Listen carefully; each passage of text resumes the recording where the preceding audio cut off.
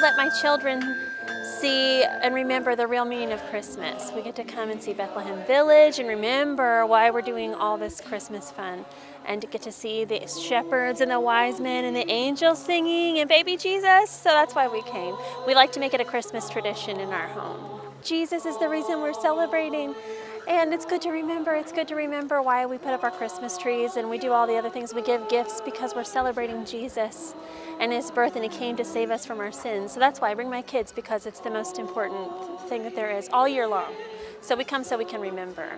Kelly Spencer's son, Jack, talked about his favorite scene at the Bethlehem Village. The blacksmith. As Spencer was trying to convince Jack to speak up, he heard angels. Louder.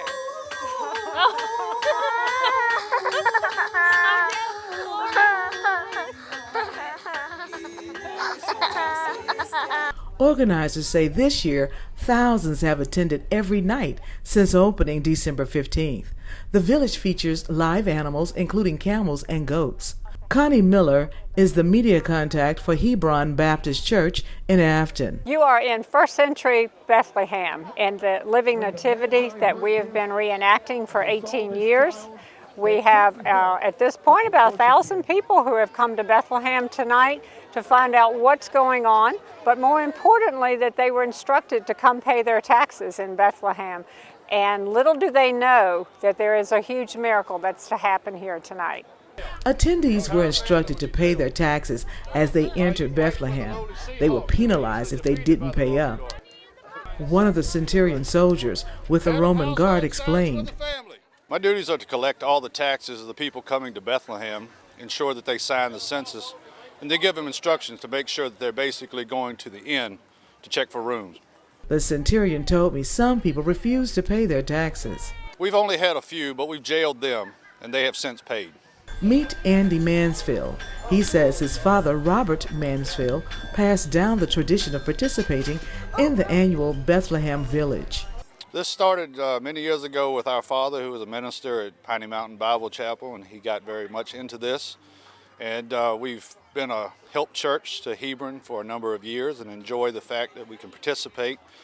And it's the true meaning of Christmas. It's an opportunity to get out of the commercialism a little bit and get back and make things simple. He admitted, although he has worked at the event for more than a decade, he still gets nervous with the massive crowds. It's a little bit overwhelming. We're in the middle of nowhere in Afton, Virginia, and for a few short nights to see people coming from out of the state, all over state of Virginia, but I met somebody from Iraq today, just to see them here, and they want to make a special attempt. Many families come back year after year, and this is part of their Christmas ritual, if you will. As a breaking through news reporter, I must point out a discrepancy in the nativity scene. The three wise men, or kings, were not at the manger when Jesus was born. Nevertheless, they presented their gifts during the reenactment. The Bethlehem Village showcased skills used to earn wages in biblical days. Listen as the carpenter explained how they transformed wood.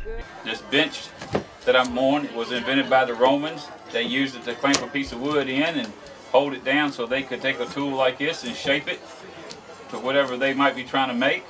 Whether they wanted it square, like I did that, or round or flat, whatever they was making, they could do it with this tool and this bench. They kept track of, kept all the shavings and took them home and put them in the beds at night. The carpenter, he was kind of the hierarchy in the village. Even if they had a personal dispute, they would go talk to the carpenter, and he would help them settle it. Here in the marketplace, here is a few nuts that they had to the bakery, and we will bring back here and sell. Right here we have white beans, flour, oats, raisins, peanuts, pecans, almonds, pistachios, and walnuts. Feel free to try as much as you want. Of course there was a baker. Welcome to Bethlehem tonight. In Bethlehem they didn't have ovens, so we would take our bread to the local bakery and have it baked there. Tonight we're baking flatbread. Oh, and the weavers were in the village too. Meet 12-year-old Ivy Johnson. She portrayed one of the weavers. When I weave, I just think about In and Out, and that's just the pattern of in and out, out and in, and people just to watch me do it in amazement. But the highlight of the event was Jesus' birth.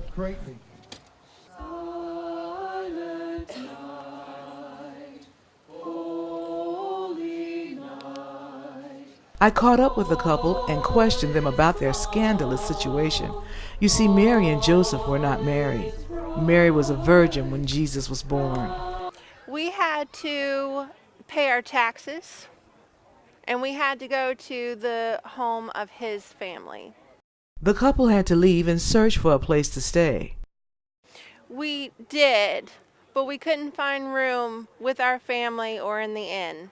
But Joseph told me he was all right with Jesus' birth once God sent an angel to tell him about the Immaculate Conception. After I had a dream explaining what the situation was, I understood pretty well. In Bethlehem Village, Elaine Rackley for Breaking Through News.